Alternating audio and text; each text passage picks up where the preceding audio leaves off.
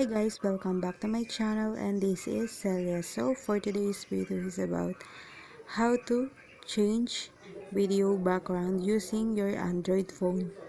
Ayan, so ito na nga si CapCut. So new project, and then i-click natin yung photos. So pipili tayo ng background, ayan. So ngayon i-click natin yung overlay.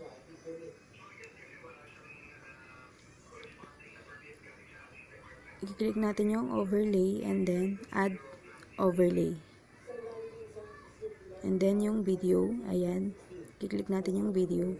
And then pipili ako ng video katulad nung, ayan. So, ngayon, ayan. So, i-click natin ulit yung video.